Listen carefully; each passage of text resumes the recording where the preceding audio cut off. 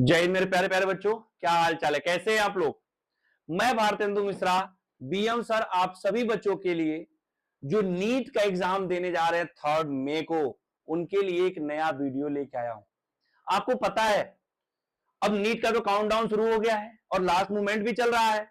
अब इस समय रोज रोज एनटीए का कुछ ना कुछ अपडेट भी आता रहता है और हमारे लिए जरूरी भी है, क्योंकि प्रीवियस ईयर्स में इन अपडेट की वजह से जिन बच्चों को नहीं पता था या जिनको प्रॉब्लम हुई, वो प्रॉब्लम हम नहीं चाहते हैं कि हो।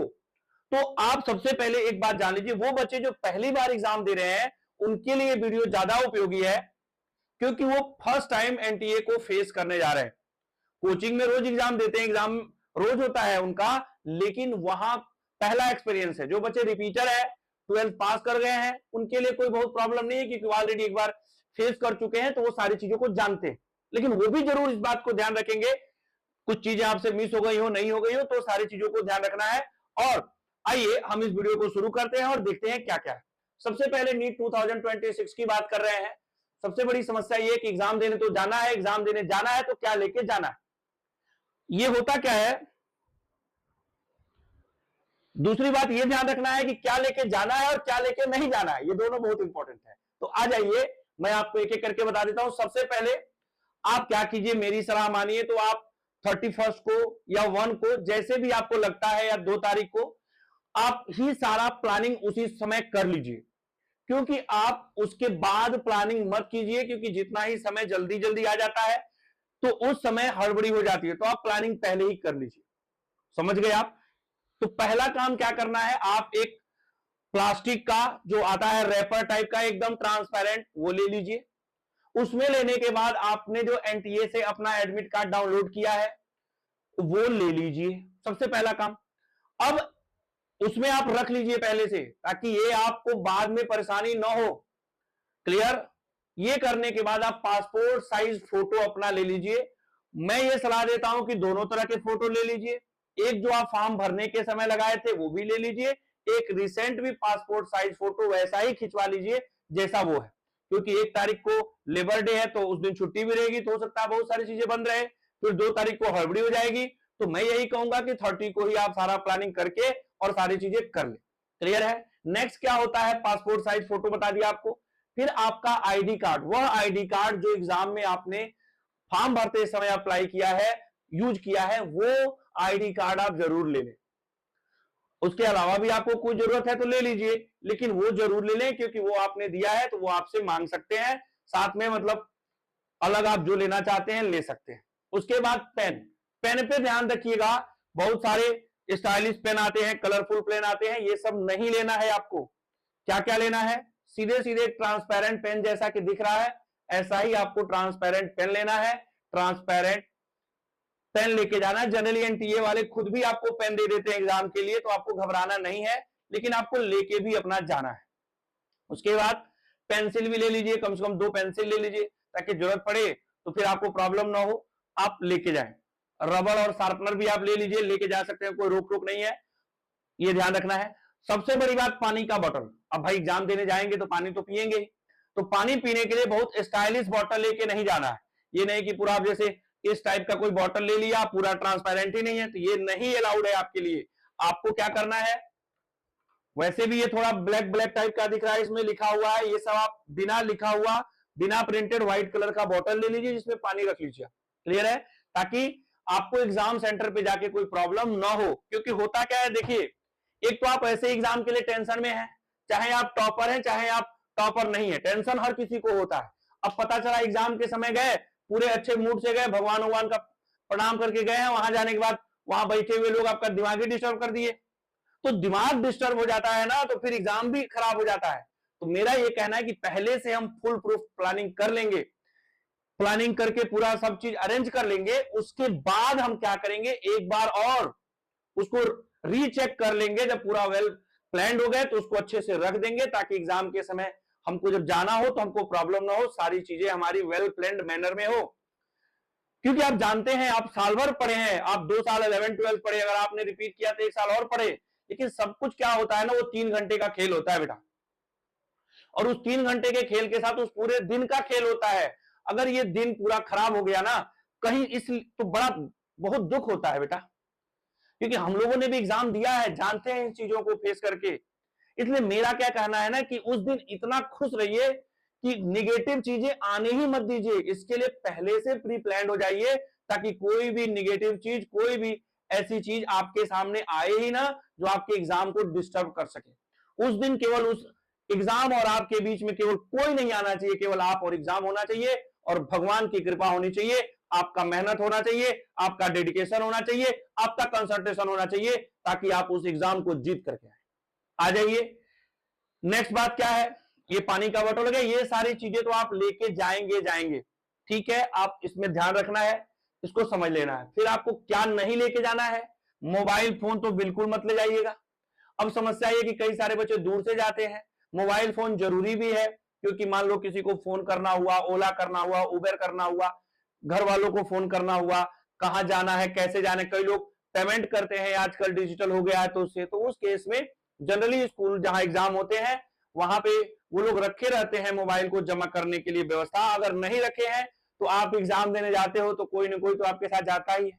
अरे कोई ना कोई क्या, पूरा घर चला जाता है, कई कई बार तो पूरा खानदान आ जाता है, मम्मी पापा, दादा दादी, नाना नानी, जो भी घर में सब आ जाते हैं कि बच्चा हमारा नीट का एग्जाम देने जा रहा है, डॉक्टर बनेगा, किसी न किसी को दे दीजिए। लेकिन हाँ, अगर आप सिंगल जा रहे हैं तो ये पहले से प्लान करके रखिएगा कि अगर स्कूल वाले नहीं रखे तो आप कहां रखेंगे, उस केस में आपको परेशानी ना हो। इसलिए आप पहले से एग्जाम के एक दिन पहले भी अगर आपके पास में एग्जाम सेंटर है तो जाके विजिट कर सकते हैं, वहां जाके जानकारी ले सकते हैं, पता कर सकते हैं कि एग्जाम का सेंटर कहां है, कैसा है, उससे सारा डाटा आपको मिल जाता है। कई बार ऐसा भी लोग कर लेते हैं। हम लोग जब पढ़ते थे तो एग्जाम जो है, हम बनारस में थे तो नीट का एग्जाम उस समय लखनऊ में होता था, उस समय AIPMT था, तो हम लोग लखनऊ एक दिन पहले पहुंच जाते थे। फिर पहुंचने के बाद गए तो सेंटर वगैरह देख लिए कहां पे है, जाके सब देख लेते थे पहले ही, ताकि अगले दिन कल प्रॉब्लम ना हो, सारा कुछ सिस्टम सेट हो जाए। अब तो ऐसी व्यवस्था भी नहीं है, हर डिस्ट्रिक्ट में एग्जाम होता है, हर लोकल एरिया में एग्जाम होता है, तो आप आराम से जाकर के अपने आसपास में देख सकते हैं कि कहां सेंटर है, क्या व्यवस्था है, क्या नहीं है, तो उससे भी आपको प्रॉब्लम नहीं होगी। अब आ जाइए, स्मार्ट वॉच तो बिल्कुल मत लेके जाइएगा, क्योंकि स्मार्ट वॉच में वही लगता है कि कुछ रख लेंगे, कार्यक्रम हो जाएगा चीटिंग, और ये होना भी चाहिए, ये सही है रूल, ताकि चीटिंग ना हो। क्योंकि होता क्या है, चीटिंग की वजह से हमने देखा है बहुत सारे ऐसे बच्चे होते हैं जो अच्छे होते हैं, मेहनत करते हैं, उनका MBBS में नहीं होता, और बहुत सारे BD कैंडिडेट आ जाते हैं, BD का मतलब बैकडोर से बच्चे आ जाते हैं जो चीटिंग और ऐसे करके। ये गलत है, ये नहीं होना चाहिए। इससे मेहनत करने वाले बच्चों का मनोबल गिरता है। इससे क्या होता है, जो पैसे वाले लोग हैं या जो चीटिंग करने के लिए पैसा दे सकते हैं, वो उनको फायदा मिल जाता है, तो ये नहीं होना चाहिए। इसलिए अच्छा है, ब्लूटूथ तो बिल्कुल नहीं ले जाना है, क्योंकि वहां गाना सुनने तो जा नहीं रहे, एग्जाम देने जा रहे हैं, तो लेके नहीं जाना। सबसे बड़ी बात, कैलकुलेटर भी नहीं अलाउड है आपके लिए, आपको मैनुअली सारा कैलकुलेशन करना है। तो एग्जाम में जो भी आता है, जो भी दिखता है, सब कुछ आपको मैनुअली ही करना है, आपके दिमाग में जो कैलकुलेटर है इसका यूज करना है, इसलिए कैलकुलेटर भी मत ले जाइए। एग्जाम देने जा रहे हैं तो नोट्स का तो कोई काम ही नहीं है। वो अमिताभ बच्चन की मूवी का गाना है ना, मेरे अंगने में तुम्हारा क्या काम है, उसी तरह से नोट्स का कोई काम नहीं है। नोट्स जितना पढ़ना था पढ़ लिए, समझ गए ना, अब वो सब नहीं करना है। मेरी तो ये सलाह है कि भाई साहब 3 तारीख को एग्जाम है, आप 1 तारीख को पढ़ना बंद कर दीजिए।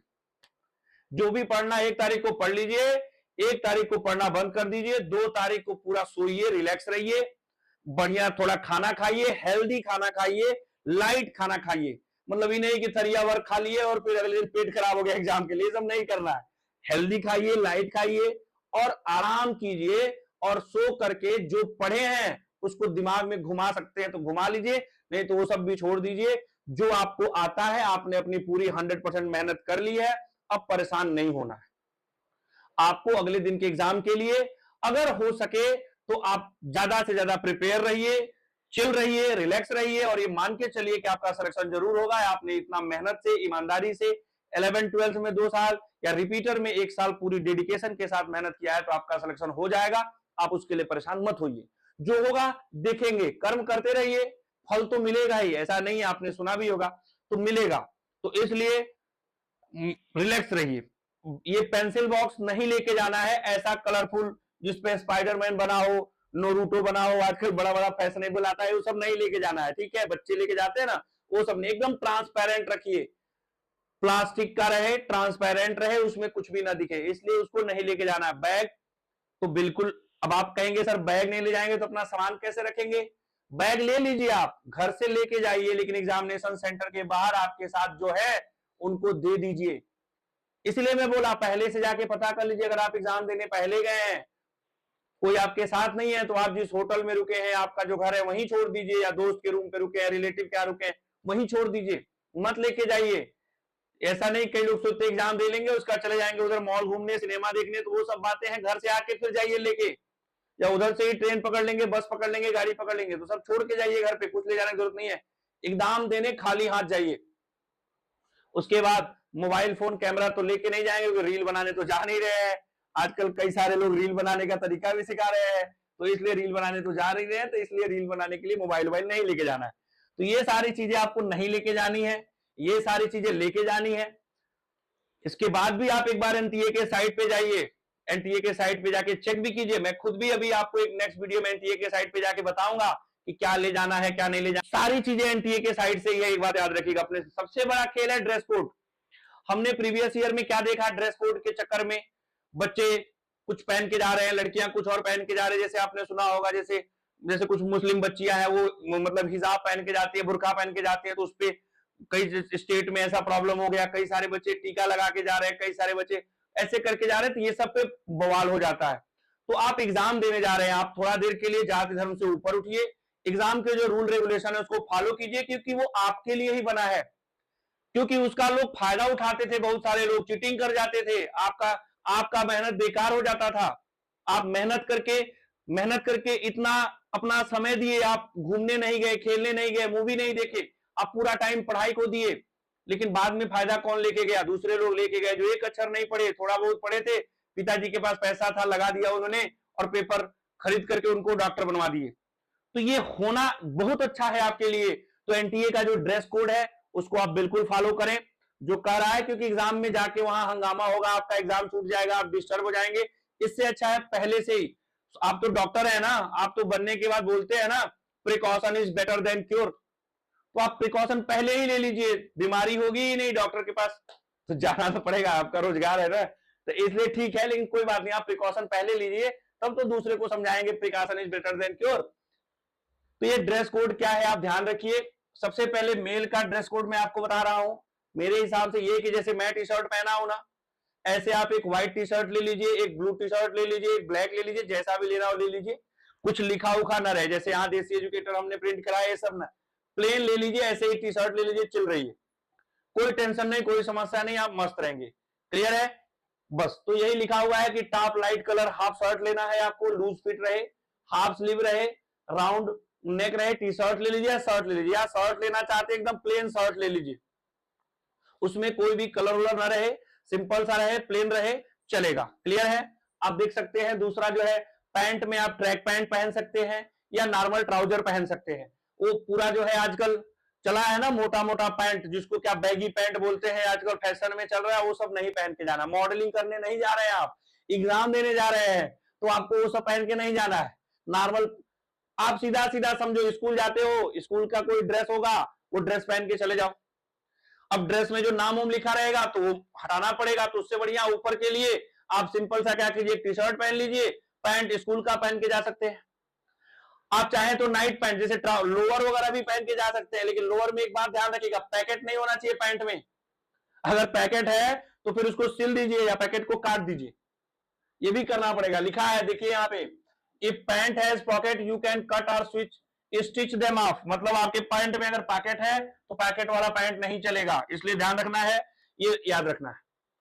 तो पैंट के लिए, शर्ट के लिए आप सीधा सीधा टी शर्ट पहन लीजिए, पैंट के लिए लाइट पैंट पहन लीजिए, अगर आपको जींस पहनना है तो लाइट जींस पहनिए, बहुत उसमें ताम झाम हीरा मोती जड़ा हुआ नहीं होना चाहिए, स्टाइलिश नहीं होना चाहिए।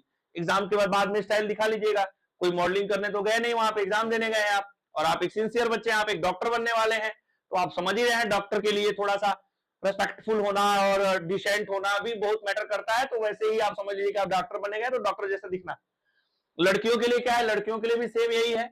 आप देख सकते हैं भाई साहब कि लाइट कलर की कुर्ती आप पहन सकती हैं, लाइट कलर की आप ऊपर से जो स्कूल में आप पहन के जाते हैं वैसा ड्रेस पहन लीजिए, या आप भी चाहते हैं तो लाइट हाफ टी शर्ट पहन के जाइए, जैसे मेल का है वैसे आप भी टी शर्ट ले लीजिए, कोई समस्या नहीं, कलर चाहे जो भी रहे चलेगा, बस प्रिंटेड नहीं होना चाहिए और बहुत कलरफुल भी नहीं होना चाहिए, एकदम लाइट कलर होना चाहिए। सिंपल व्हाइट प्रीफर कीजिए, या थोड़ा बहुत आप चाहते हैं तो लाइट पिंक ले लीजिए, ऐसा लेकर के आप जा सकते हैं अपने हिसाब से।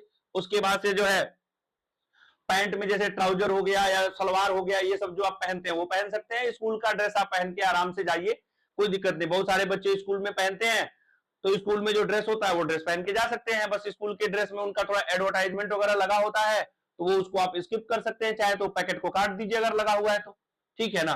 तो ये हो सकता है। यहां भी लिखा हुआ है एकदम फाइनली, स्कूल पढ़ने के बाद फाइनली यहाँ क्या लिखा हुआ है आपको एकदम मतलब क्या बोलते हैं, समरी बताता हूं कि light wear colour loose pant पहनना है, राउंड नेक टी शर्ट या कुर्ता पहन लीजिए आप चलेगा एकदम, और ट्रैक पैंट पहन लीजिए, नाइट पैंट पहन लीजिए, सलवार पहन लीजिए, पॉकेट नहीं होना चाहिए, वही सारी चीजें हैं। आप फुटवियर में क्या पहनेंगे, चप्पल पहन के जाइए, मेरा यही सलाह है। सिंपल सा चप्पल आप पहन लीजिए, जैसे यहां बना हुआ है इस तरह का चप्पल लेके पहन के जाइए। आपको सैंडल पहनना है तो हील वगैरह नहीं होना चाहिए, नॉर्मल सा सैंडल पहन के जाइए, बहुत लिखा पड़ा न रहे। मेरी सलाह मानिए, 3 घंटे की बात है, एक दिन की बात है, चप्पल पहन के जाइए, कोई दिक्कत नहीं। समझ गए आप। ऐसा जूता स्टाइलिश ऐसा जो है हिल वाला ये सब पहन के नहीं जाना है। ये सब जाएंगे एनटीए वाले आपको बाहर खड़ा कर देंगे, नहीं तो जूता आपका निकलवा देंगे, कोई मतलब नहीं बनेगा, ठीक है। जूता कोई देखेगा भी नहीं, जूता खरीद के ले गए वो कोई लेके चला जाएगा, नुकसान हो जाएगा। इसलिए सीधा सीधा चप्पल पहन के जाना है। यहाँ लिखा हुआ है सब कुछ अवॉइड कीजिए, सिंपल सा स्लीपर पहन के जाइए, चप्पल पहन के जाइए, बात खत्म। ये सब लिखा हुआ है, क्या क्या अवॉइड करना है आप कर सकते हैं। मतलब सबसे बड़ा इंपॉर्टेंट बात क्या है कि आपको एनटीए के रूल को लाइन बाय लाइन फॉलो करना है।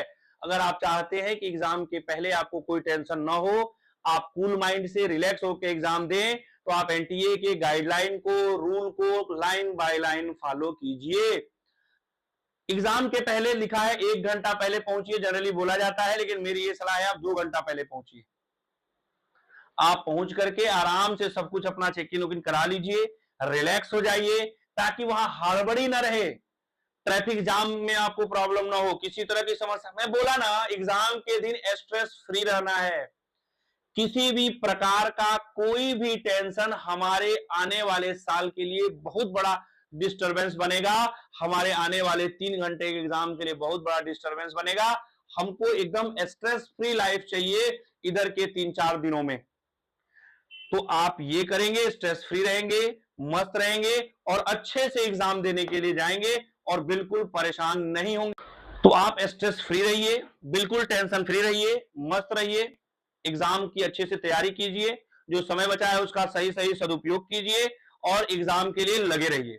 मैं एक नेक्स्ट वीडियो में आपको एनटीए की गाइडलाइन उसके वेबसाइट पे जाकर के प्रॉपर तरीके से दूंगा, जिसमें आप प्रॉपर वे में देख लीजिए। ये तो मैंने उसी से सब कुछ निकाल के डाला है, लेकिन अभी मैं एक एनटीए के साइड वाला भी आपको डाल दूंगा, जिससे आप पूरी तरीके से तैयार हो जाएं, एग्जाम के पहले आप स्ट्रेस फ्री रहें और अच्छे से एग्जाम को जाके दे पाएं।